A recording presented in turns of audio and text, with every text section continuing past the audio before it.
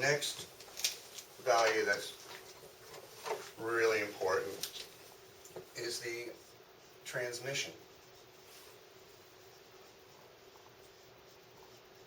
Now we're getting to something that, yeah, the more the merrier.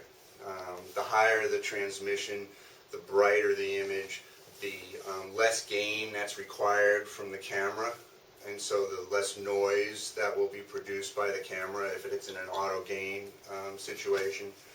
So we care about the transmission of the endoscope, and it's just like what you would think it is. It's the amount of light that's able to go through the lens system. We're not talking about the fiber optic illumination, and it's always with respect to some reference, and I'll be getting into that very much detail on choosing that reference. In a way, it doesn't matter, because what you're more interested in is saying, hey, I've got this new Stork scope, I've been using it, we can turn the light up to a reasonable level, I can see what I need to see in the center of the field. Now I just got this scope repaired, and I've asked the wandering nurse to turn the light all the way up, and I still can't see a bright enough image in the center. Next really important characteristic concerns transmission, and it's the uniformity of transmission.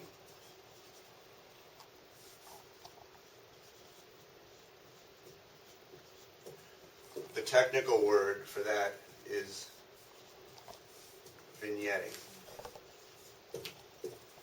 So again, the surgeon says, got the scope repaired, yeah, I can turn the light up and I can see what I need to see bright enough in the center of the image, but I used to be able to see what was going on at the edge of the field, and now I can't. It's always dim.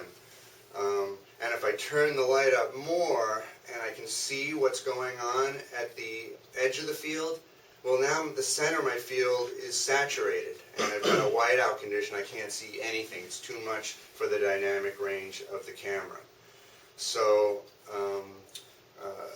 this is actually a very difficult part of the optical designer's task when they're designing an endoscope, to have a very small level of vignetting, which translates to a high uniformity of the transmission.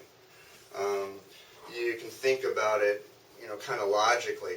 If I'm, putting the light through here and it's going straight through the lenses, yeah, that's a lot easier than getting all the light that's going up and down, getting through the lens system. And it's the lens designer's job to reduce the amount of vignetting to a small value. The tint of the image. Is it yellowish?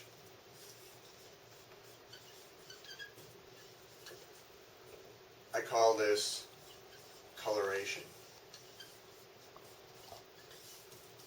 Again, this is a pretty straightforward kind of concept.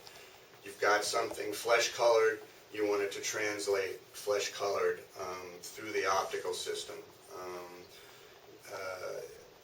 Oftentimes, the glasses won't transmit blue as effectively as the other colors, and a lack of blue means kind of a yellowish image. The anti-reflection coatings on the individual lens components in an endoscope, when you have 30 air-to-glass interfaces and you're off in your anti-reflection coatings by a very small amount, it can drastically adjust the tint of the image. If the repair organization puts in new lenses and they don't have the proper anti-reflection coatings, you can have the effect of having a yellowish image. Measuring endoscope brightness is a completely automatic operation. Simply insert the target, adjust the distance so that the edge of the field aligns with the circle, Click TVC to start the measurement, and all measurements, brightness, vignetting, and coloration are done simultaneously.